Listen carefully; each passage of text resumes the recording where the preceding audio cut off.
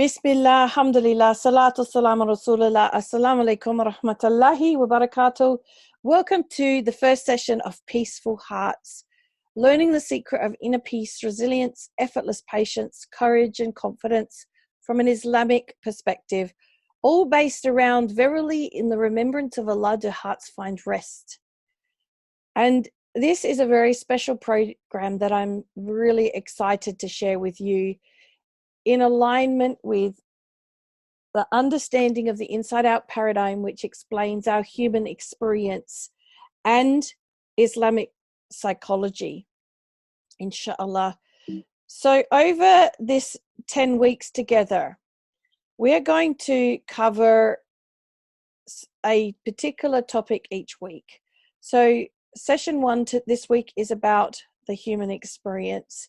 The second session is about the nature of thought, then our internal guidance system and powerful decision making.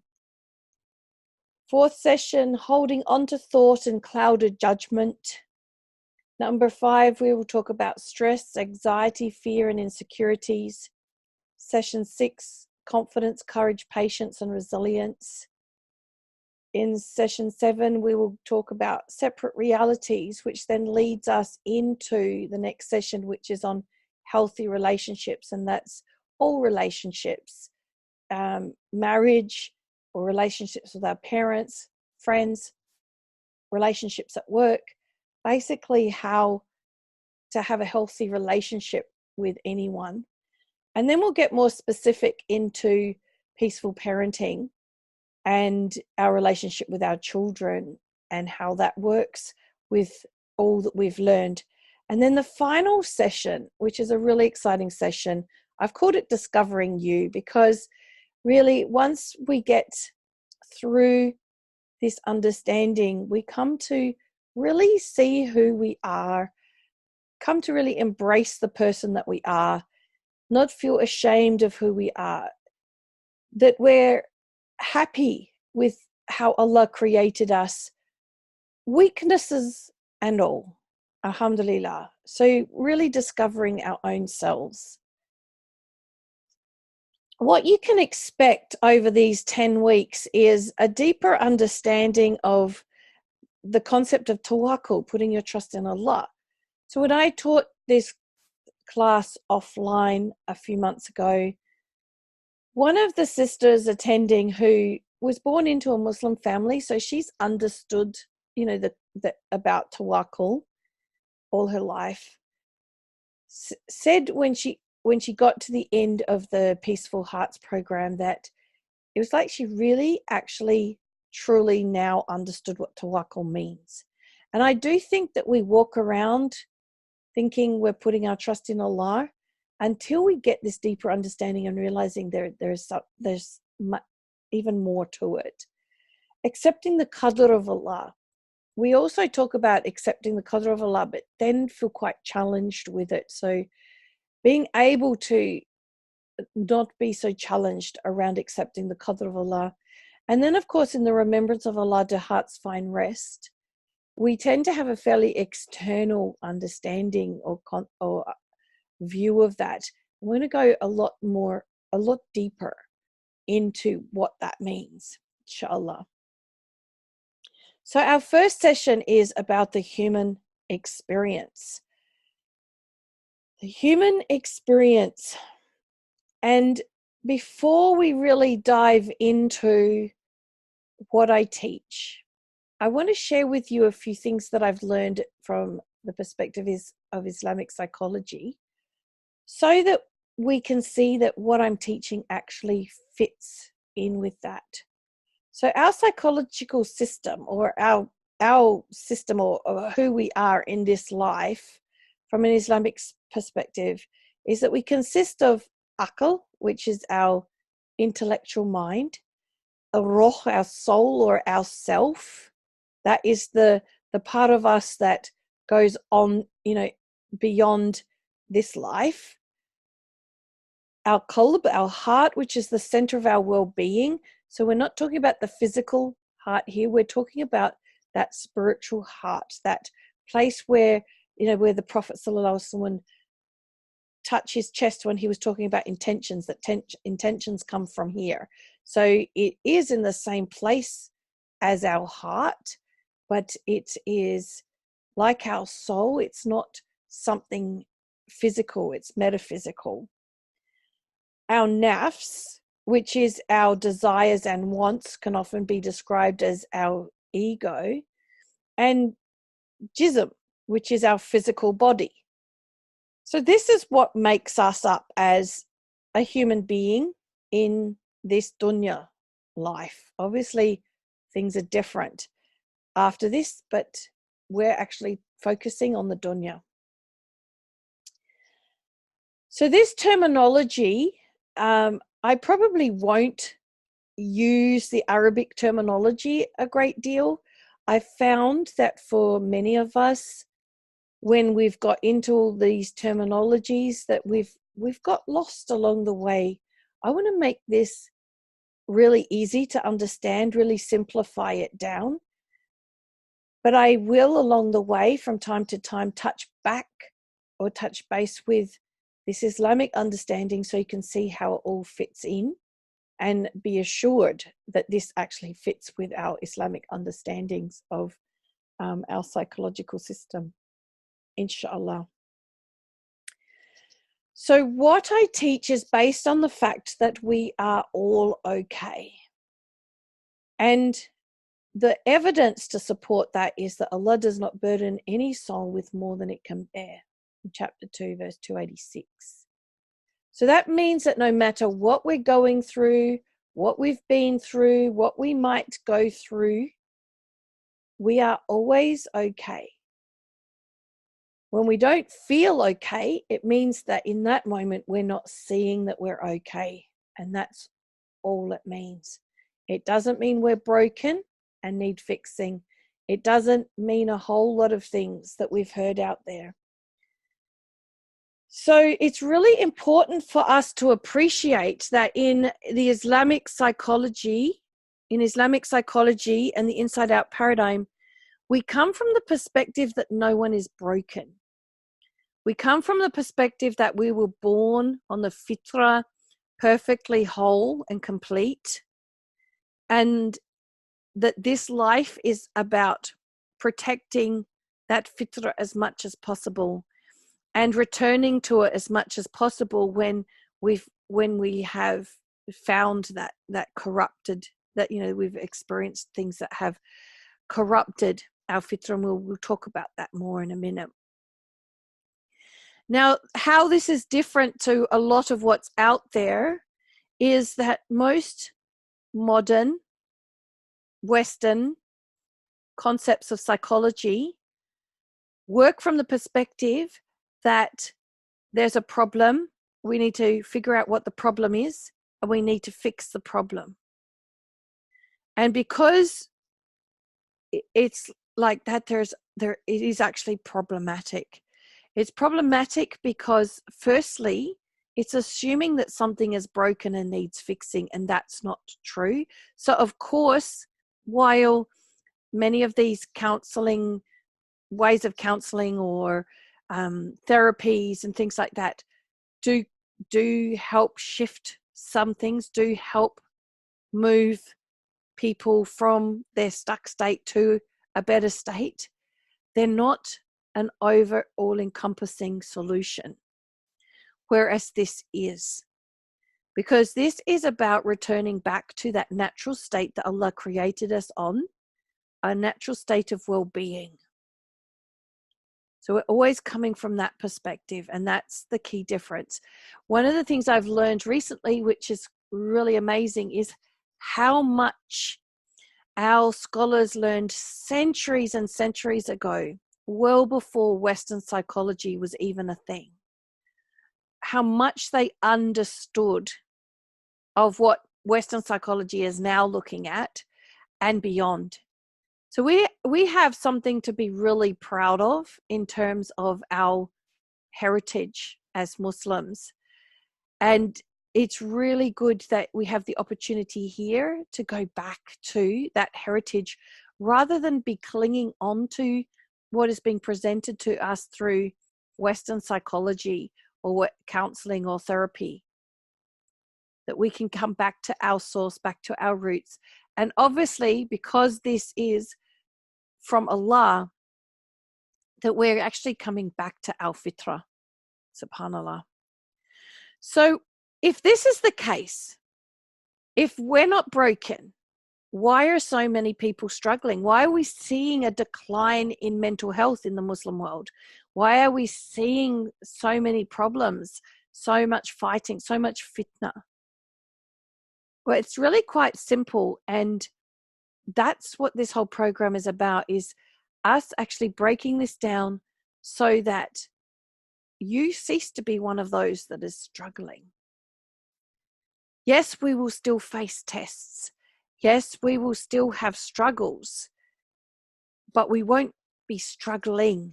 We won't be suffering through those challenges and struggles. We will be working our way through them in a very confident manner, inshallah. So it boils down to, there's a piece of flesh in the body. If it becomes good, the whole body becomes good. But if it gets spoiled, the whole body gets spoiled, and that is the heart. So this is a Bukhari hadith. There's a lot more to the hadith, but we just want to focus on this bit here. So really the heart, we talked about the body, our system. So I might just go back to our system here. We have the aql, the roh, the qalb, the nafs, and the jism. The qalb, the heart, the center of our well-being. This is what is meant to be ruling our experience, our being, our showing up. That's probably the right word for it that I can think of. The way we show up, the way we are handling our life, the way we're handling our challenges. When that heart is in charge, when we're heart focused, then that is when we are in a state of emotional and psychological well-being. Now, what can happen, what makes that heart unwell, can be when the aql, the intellectual mind, is trying to run the show, or our nafs, our desires or wants, are trying to run the show. And as we get down further in this, I will unpack that a little bit more, and we'll understand that a little bit more. So just remember, the aql is that intellectual thinking, that mind thinking, and the nafs is our desires, our wanting, that natural desire to want to feel good, right? And the qalb is the center of it all. And if that is strong, it is the one that is running the show, not the aql or the nafs, right? So let's go back to where we're looking at. So here, if that is healthy, then everything is on track. But if it's not healthy, then things go off track. And it really is that simple. But I know a lot of people have heard this before and they get it. And they probably also get what I'm saying. But the question comes up, but how? That we're living in this world where there's corruption around us, there's influence, like there's just so much going on that, how can we have this pure heart? So let's actually start learning about that, because that's what Peaceful Hearts is all about. So we started up on the right path. When we were first born, Allah subhanahu wa ta'ala had created us on the fitra, born with that state of purity, that reliance on Allah, that trust in Allah, that acceptance of Allah, belief in Allah. All of that was in us from the beginning. And I'm really get that, because as someone who grew up in an atheist household, where it was almost like not just atheist but anti-religion in general, when I embraced Islam, it felt like coming home. like I recognized that fitra state that Allah subhanahu wa ta'ala created us on. And I really feel that that is the wisdom behind how Allah created us on that state of purity, so that when we find it again later in life, we recognize it. And the other time that I experienced that real sense of coming home was when I came to understand the inside out paradigm. It was like another returning back to that natural state. Alhamdulillah. You know, it's really interesting in having discussions with my group of coaches from my certification program around this concept of fitra and being born on the fitra, and how Islamic psychology, which is in alignment with the inside out paradigm, well, actually the inside out paradigm is in alignment with Islamic psychology. That's probably the more befitting way of looking at it. Where we're coming from the perspective that no one is broken. Isn't it interesting that, for instance, in the Christian faith, there's this belief that people are born sinful, and that Jesus sacrificed himself to erase the sin from the humans, and they do the baptism and all these sorts of things to purify the child. How it's from a perspective of something is broken and we have to do something to fix it, that Western psychology seems to be around that as well. We sort of thought that was quite an interesting connection in our discussions around Islamic psychology, inside out paradigm, it all being about us not being broken, subhanAllah, and needing fixing. So what happened to that fitra? What happened that has taken us off track? And what I want you to realize is that this happened from the beginning of human creation, of the creation of humans. When we have Habil and Kabil and the situation of one killing the other, like these problems started from the beginning of time. This isn't a new issue. I call it the innocent oppression, and I call it the accidental corruption of our fitra, because we're not actually going out there trying to oppress ourselves, nor are our parents or the adults in our lives when we were growing up trying or intentionally oppressing us, nor are we intentionally oppressing our children. But the reality is that us having some incorrect thinking about our life experience is corrupting our fitra state, and we've experienced it, believed it, and then we've passed it on to our children, and so it's coming down generation for generation. In order for you to understand that, I need to start teaching you the first bits about the psychological paradigm called the inside out paradigm. And the reason we call it a paradigm because it is a change in the way we think. Just like, for instance, the ball that's on the screen here in front of you, if I was to have that and throw it in the air, it would come down. We know that because that's the principle or the paradigm, scientific paradigm of gravity. What goes up must come down. Or if you let go of something, it will drop because of gravity. So it's no other way it can work. The only way a ball won't fall down is if something caught it, right? Or, we've created an anti-gravity unit. But then again, that hasn't taken away the law of gravity. It's taken away the gravity, right? So it is a law. It's the law of psychology. It's the principle of psychology. It is the psychological paradigm. The way you want to look at it, it is the truth of our psychology, of our human experience. It is the way it works. And that's why it fits in with Islam, just like every other scientific discovery that we've made fits with Islam, because if we found the truth of Allah's creation, of course it's going to fit with Islam. Make sense? So while what I teach, the inside out paradigm, has come from a man by the name of Sydney Banks, like he didn't create it or develop it, he had insight into it and then started articulating it, just like Newton started articulating the concept of gravity, right?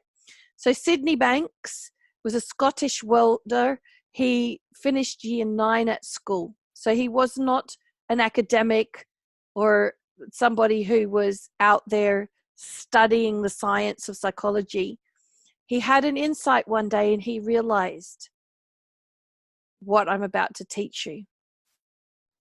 And from there, he taught others. And this was in the 1970s. So this has been around for many decades. This isn't something new. Well, it's not new because, in fact, it's been around since the beginning of time, this understanding and misunderstanding. Not the beginning of time, the beginning of our creation, because it's how we were created. So before I teach you what it is, there's a few things that it's really important that you understand. A paradigm shift, which is what I hope you will experience in this understanding, is a change from one way of thinking to another. And what we're hopefully doing is shifting from a way of thinking that isn't correct, that we've believed that isn't true, to a way of thinking which actually fits with the truth.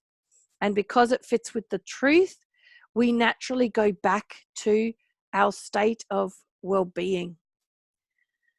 So what you've learned before, if you've been on a personal development journey, if you've studied any kind of Western psychology or done any reading around these sorts of things, or been following some of these gurus out there who think they know it all and are making huge mega bucks teaching others, all of that can actually be a barrier to this understanding. Because yes, I agree, some of what they teach works some of the time. And so when that happens, we believe it, we believe in it, and we believe we've found the solution.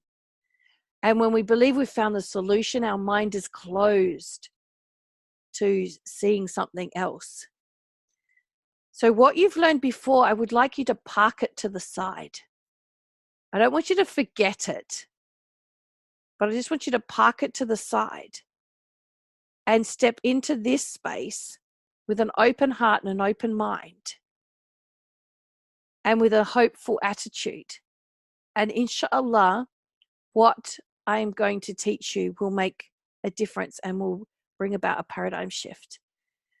Now, figuring this out intellectually is not how it works. So what I find happens, and this happened for me too, if we go back to our Islamic terminology, is we get stuck in trying to understand this from the aql, from the intellect, from the head, from our mind. What we need to do is have this knowledge sink into our heart. Isn't that exactly what is expected of us of Islamic knowledge as well? When we're reading the Quran, that there are those that it says that they've only got it in their head, but it hasn't reached their heart. So this is the same thing. What I want you to do is understand and see this from your heart, not your head, which is one of the reasons why each week I give you a piece of the puzzle, and there'll be so many questions you'll still have, and that will be in the following weeks that you'll get the answers to those questions. But the reason I don't want to give you everything all at once is to allow time for that knowledge to come down from the aql and sink into your heart. Because when it resides in your heart, then you'll truly understand it and it will make sense. And that's when things shift quite profoundly in your life. In fact, it's quite life-changing. So you get this understanding through insight. The way I would describe insight is where you see it from your heart rather than from your head. And I know I'm using the language see, and I'm not using the words eyes, because it's like the reason it's insight, it's like an inner sight. It's not like our sight where we see it through our eyes. It's a real knowing and understanding that this is true. And that will happen a number of ways. And it's going to happen perfectly just the way it's meant to for you. So the number of ways it can happen is you can just be washing the dishes, and this has happened to me, or hanging out the laundry. I think washing the dishes and handing out the laundry are my quiet moments because no one wants to be given a job to do to help me, so they all leave me alone. And that's when I have my quiet moments, and that's why I have my aha moments washing dishes or hanging out laundry. That's my conclusion anyway. So aha moments tend to happen when our mind is quiet, when we're peaceful, when we're just, just reflecting and in our own kind of little world. And so sometimes you'll just have this aha moment and you'll go, oh, I get it. I see it now. Or alternatively, Allah subhanahu wa ta'ala will create a situation that you'll live through. And the process of experiencing that situation, now having this knowledge, you'll see it and you'll go, oh, I get it now. Or sometimes, and sometimes that will be like a big get it, like oh, wow, that's like, alhamdulillah, so big. And sometimes it'll be just little changes along the way, little shifts, little profound insights along the way that over time you suddenly look back and you go, wow, look how far I've come. SubhanAllah, I used to struggle with this. I used to struggle with that. I don't struggle with those things anymore. And I can't even think when I stopped struggling with them, because these things have changed without you realizing it, because you've internalized this understanding. SubhanAllah. So you'll be on your own perfect journey, because only Allah alone knows what you need to get this. I don't know what you need. My job is to show up, teach it to you, notice where you're not getting it and point you in the right direction, answer your questions that might be bringing up areas where you're feeling conflicted about it or you can't really see it. But in terms of you getting it, in terms of it sinking into your heart and therefore being a part of the change in you, that is going to come from Allah. And it's going to come exactly how you need it and when you need it. So don't be on a rush. It will happen when it's meant to happen.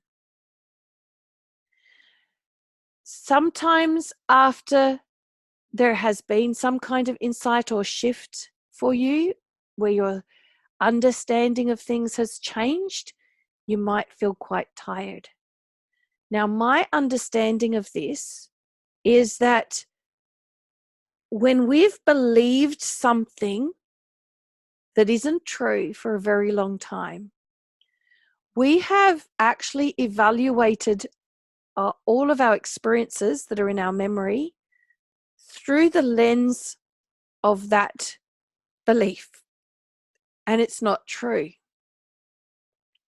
So when we have this moment where we see the truth of something, then there needs to be this whole reevaluation of our experiences through what we now see as the truth. And our brain is actually what does that work.